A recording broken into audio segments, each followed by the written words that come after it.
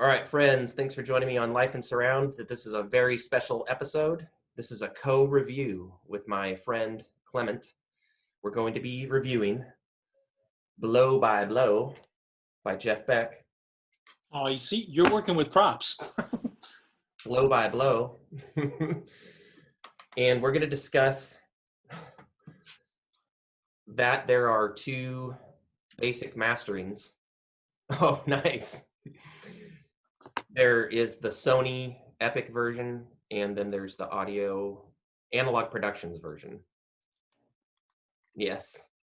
And I'm going to demonstrate why it's important to pick up the Analogue Productions version if it's the last thing you do.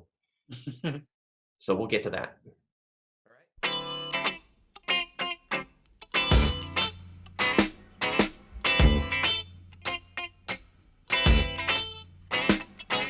So this all started like Clement's my buddy. We met on quadrophonic.com, the one and only like premier internet site for, if you're into surround music. And Yes.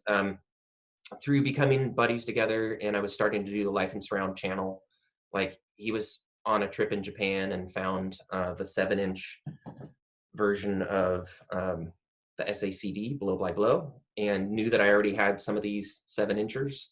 Like back there, you can see Live Evil that came out later, but I already had some Jeff Beck, and I didn't have this one yet. Now, so he sent it to me, and that was just very kind. Didn't want any repayment. So what I did is I found out the dollar value of it, and I donated that to charity. So, I showed you. So anyway, Blow by Blow, Jeff Beck. Quadraphonic SACDs, there is a kind of this very low level derived center channel and LFE, but they really are meaningless. You can just mute them and it doesn't really change the feel of the music. And Blow by Blow came out like back in the 70s. Was it an original quad? Yeah, 1975. I never heard the quad back in the 70s, but yeah. Now, talking with a couple of our other buddies, like quadraphonic historians on Quadraphonic Quad. Right. Hey, Jonathan. Yeah, 1975, I think it was SQ. I think it was an SQ LP. So what that means in... Someone will correct you.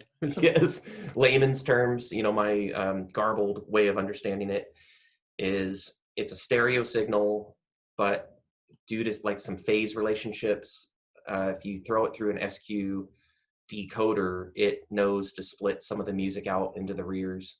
It just doesn't do so like super discreetly. Like there is some bleed. Like, so you get, the engineer was sitting there with his 4-channel panner and intended some stuff for the rears and some stuff for the fronts. And with SQ, you get a stab at that, but it's not completely efficient, right? So I like to say it's like maybe 70%, what the engineer meant, somewhere in that ballpark. So now with SACD, you get discrete 4 channels. And I always wonder in my mind, like, is that what the engineer wanted you to hear all along, or did he make compromises and concessions so that it would be what he wanted you to hear in SQ? Mm-hmm. Right? So who knows, but for better or worse, we have like the discrete 4 channels of the master, the 4-channel master. And that's what you get. I'm going to show it off again because I just love the packaging. That's what you get on either the Sony, which also came out in an earlier 2001 SACD in like a normal jewel case, I think. Yeah. And then you get the Analogue Productions in like the super jewel box.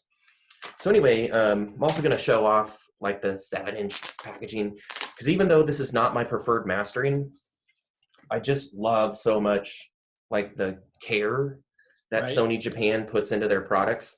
So you get the obi strip, and then it replicates the feel of the LP. So yeah, you get this more real estate for the artwork. And maybe it's truer colors because the Analogue Productions is a bit darker than this. It really is. I have Blow by Blow on stereo LP, but it's up at a friend's house in a different state, so I'm not sure I'll ever like possess it again. But anyway, also with the Japanese version, you get like these adverts, and I think they're replicating like maybe what was advertising the tour at the time. Does that sound right? That sounds right to me.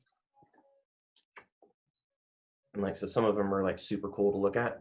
Yeah. So doing like a quick unboxing, I guess. And then you always get like this booklet. This happens to have like a nice image of Jeff Beck on the outside. But then like you always get this booklet like full of Japanese information. So obviously it is like meant for, you know, Japanese consumers. So the Japanese booklet never does anything for me except for maybe the outside cover. And then this one came with a poster. Right. I'm going to show that off. It's huge. It's huge. I'm leaning back so hard right now to try to like get this in the picture. So yeah, you get this poster, very cool. And then you get this sleeve Right. replicator. Yeah. And then the SACD comes on like a black platter that makes it 7 inches. So yeah, just very cool. I love the artwork. Like we were talking about in another video, downloads are cool, but like the physical item, just the tangibility of it, the tactile quality just helps put me, I think, in better touch with the artistic part of the album. All right, so let's get the, you know, the elephant in the room, you know, dealt with. There are 2 different masterings, both Sony versions, the 2001 and the recent 7-inch, have the rears out of phase. And so what happens, and I'm going to magically insert an audio demonstration of that soon, maybe now. But anyway, I have demonstrated how the phase cancellation is detrimental to the sonics. And basically what happens is information that is supposed to be in common between the fronts and the rears gets actually canceled, right? So let's listen to a demonstration of that now. And what I've done is I have gone and bounced the Sony fronts to the rears, and you're going to hear the cancellation.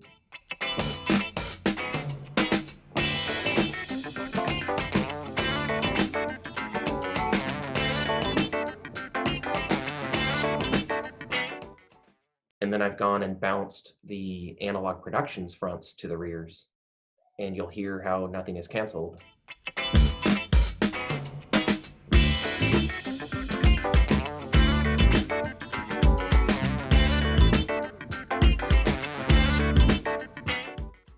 And now let's listen to them back to back so you can hear the difference.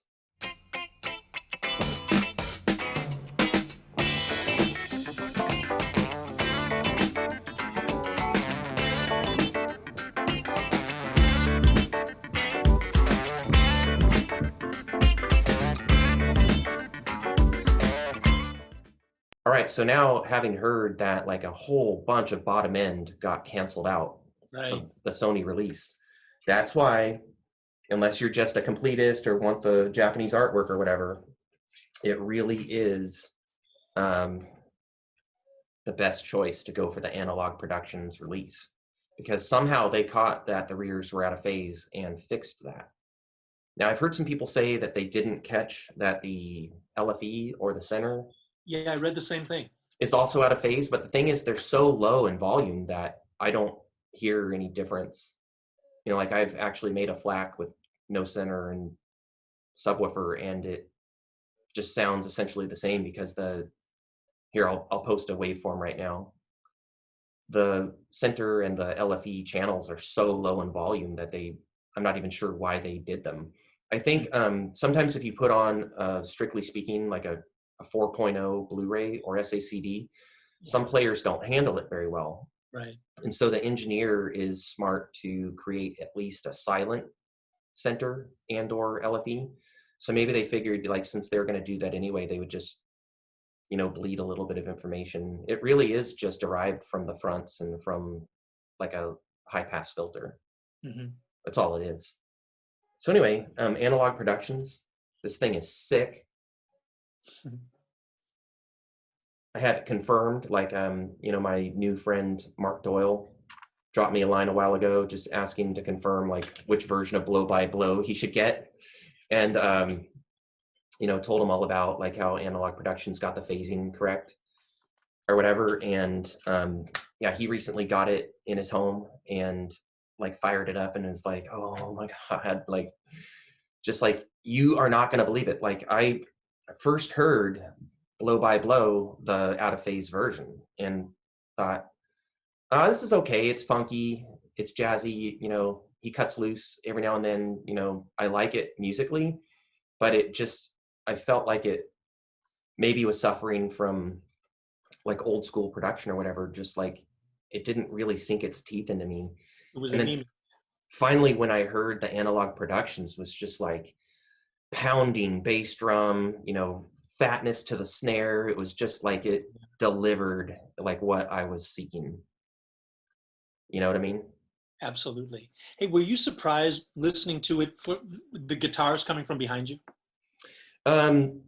Not surprised. I'm used to, especially with older quad recordings, like the engineers are willing to put leads Okay. showcased in the surrounds and stuff. I'm cool with it. Okay.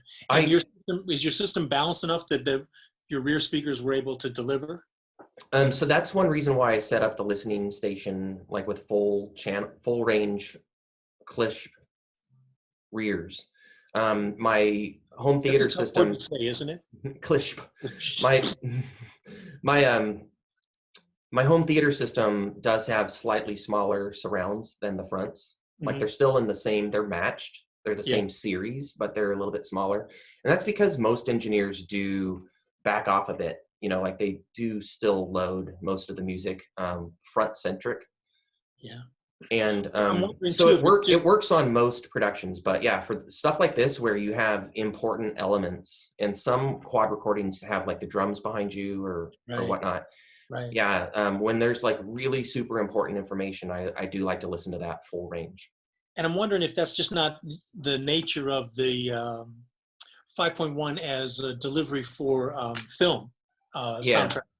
Right. And so like that's something that came up in my recent discussion with Andy Bradfield and Avril McIntosh. Like Andy comes from mixing for film.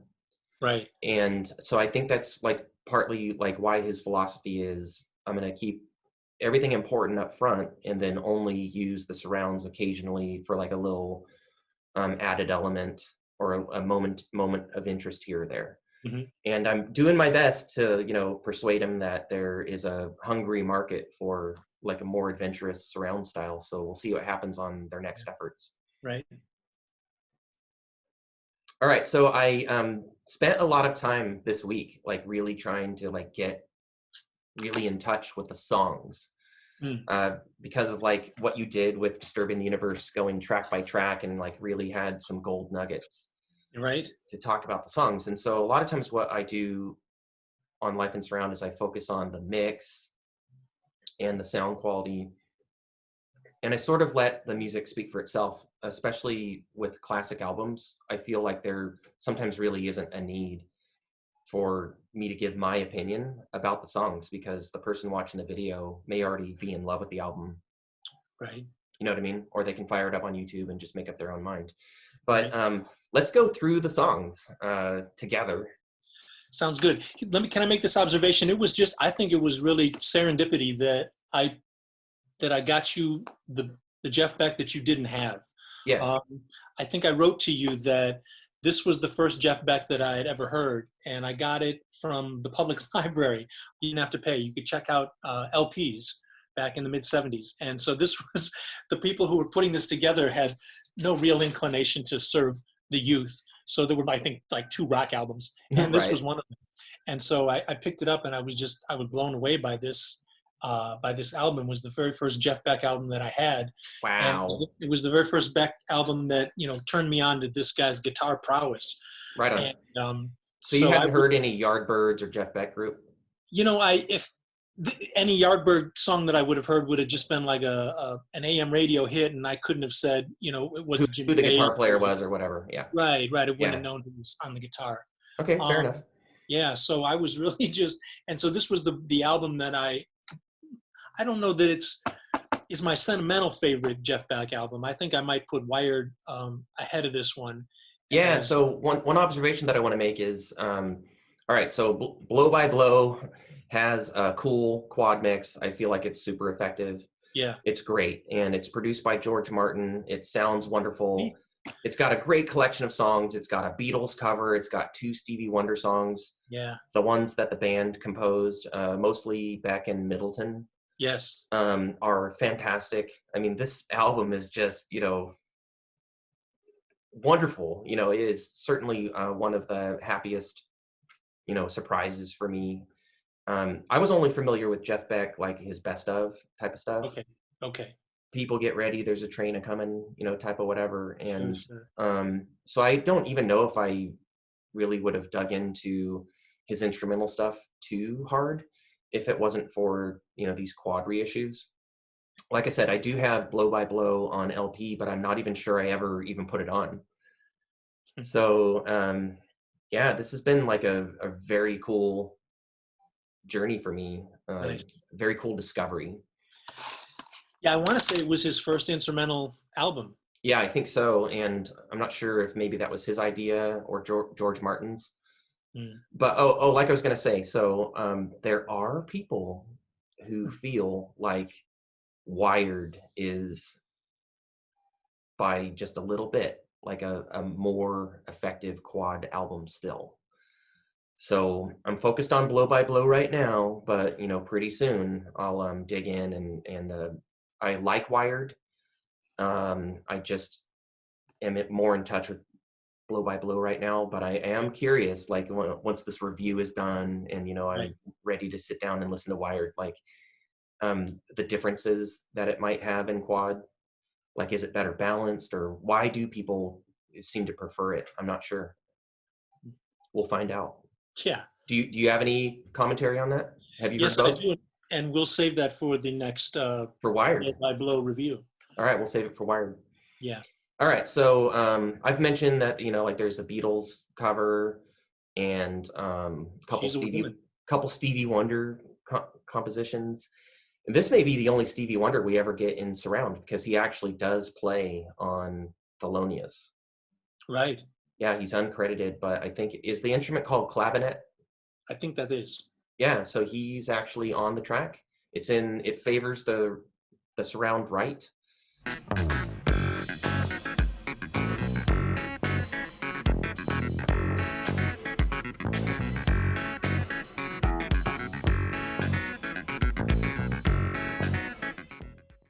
And it's just super bitchin' cool. I mean, you can tell that it's his hands on the keys. Like, he's got that distinctive style.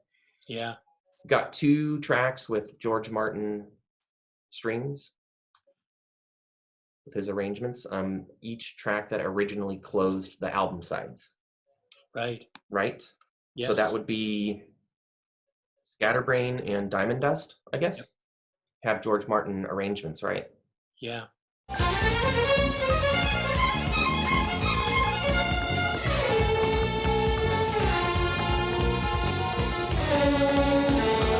So what are your thoughts, man? You said that this is a nostalgic album for you.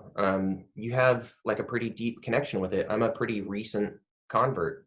So yeah. I want to know like what this album does for you, the music, the quad. Go. Well, okay.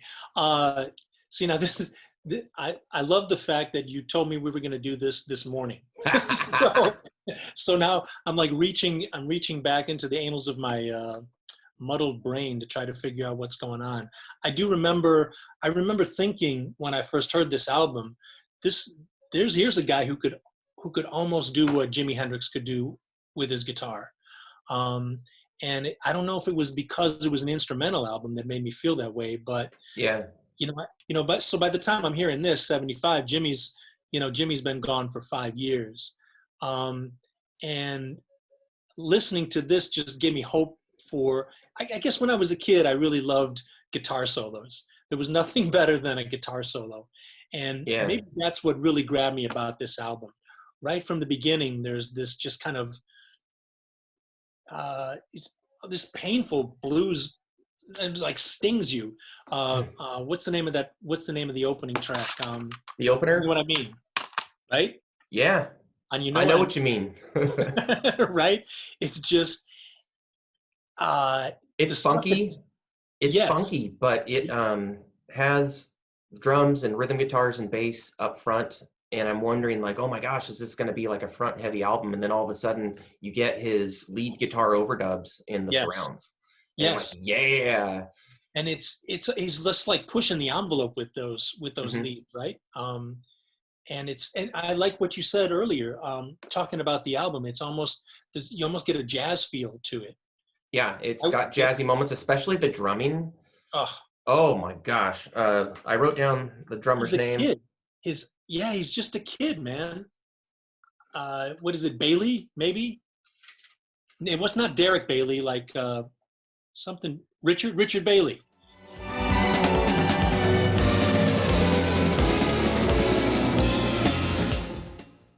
I sort of almost get the feel of like when I listen to Bill Bruford, Nice, just like how buzzy and effortlessly rolling around the kit and but nice. serving the song like so. I think that a lot of the jazziness comes from Beck using some very jazzy like add nine chords, some funky stuff, and then the drumming, especially on the Analog Productions version, you get a strong bass line on a lot of songs. You know, I want to say on the Quadraphonic Quad thread, the Yeah. review thread for Blow by Blow, I want to say that somebody compares this drummer to Billy Cobham too. Oh, nice. Okay. Yeah, I could see that. Yeah, the So jazz, that kind of jazz Spectrum is funk. another great quad Oh, album. yeah. Man. And then, so what's the song where Jeff Beck like totally cuts loose and I would say comes closest to shredding like that? It's not Scatterbrain. Is it Could it be Air Blower? Air Air Blower. Blown? Yeah, Air Air Blower? Blower. Yeah, Oh my gosh. That's where so I like what you were getting at with like Jeff Beck's ability, like approaching that Hendrix level.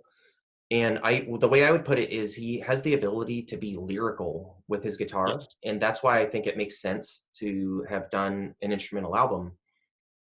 But then he can also just cut loose and throw down some tasty licks as well. Yeah, I think you might be right about Scatterbrain too. Scatterbrain is like a slash and burn kind of. Scatterbrain, the coolest thing though, is that he doubles the symphony. Like the Wow. arrangement is like wild as well. And like so George, yeah. sometimes they're like in tandem, just like the symphony is shredding and so is the guitar and it's You know, that's another thing that I remember too, back from '75, looking at, you know, sitting down in the sitting down in the sweet spot, uh, which was much easier to find in stereo. Just to sit down with the album and then to go through and, you know, read the liner notes and see what was said about the album. And I remember being blown away that George Martin had produced this album, you know, because I knew that name from the Beatles.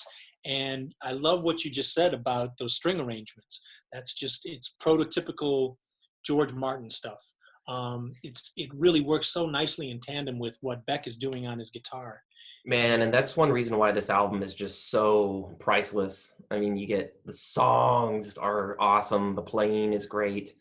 If you can handle fusion, which for me, I used to be like a super heavy rocker, like heavier the better, but you know, my tastes are expanding and this album just, I hear something new every time.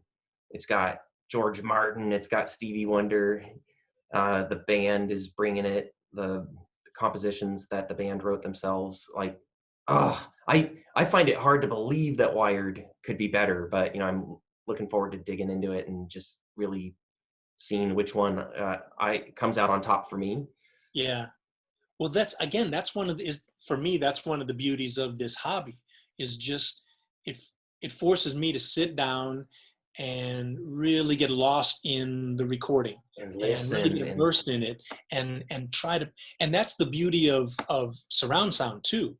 It it isolates those elements. And Hmm. then you can, on this album particularly, I really enjoyed hearing, when I first heard it in quad, the interplay between Beck and the guy who's playing keyboards. Max Middleton, I believe. Middleton. Thank you, Middleton. Man, some of the kind of just like it's, you know what? The title, Blow by Blow. This is the way they're just building off of each other. Yeah, yeah, incredible.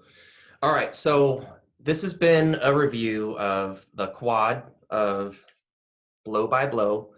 Highly recommend you find the Analogue Productions version because it has the correct phasing on the surrounds, and it's really worth it because the album does become anemic, you know, when the bottom end gets canceled. It really Uh, does. What's interesting too is if you look at the thread, this is something that we could do ourselves if we, if we have the software, right? To yeah, pull. okay, so if you do have the Sony release and you rip it like with an Oppo 103 or an old PS4, I think, Three. you okay, yeah, you can rip SACDs and then just invert the phasing yourself, like in Right. Audacity or whatever. Um, I can't swear that the conversion that Audacity does like is lossless or whatever, but I mean it sounds pretty much when I mess around with stuff in Audacity and resave it, it sounds pretty good to me. Yeah. Well, anyway, so I guess we should wrap up. I love Blow by Blow. I'm glad that I pretty much discovered it because of this hobby. And it even has like a place in the history of our friendship, you know, like finding the 7-incher and thinking of me and sending it. You know, that's just something that obviously I remembered. And because I got this in the mail and started beginning to suspect that, you know, I was becoming friends with this madman named Clement. And yeah, but you know, life in surround. It's all about enjoying surround together. And thanks for joining me on this review. Final No, no, thoughts? no, no. Thank you. Hey, let's try a Zoom fist bump. Ready? We'll just get it in there. Keep it going. Go, go, go. And Pow! nice. Yeah. Excellent.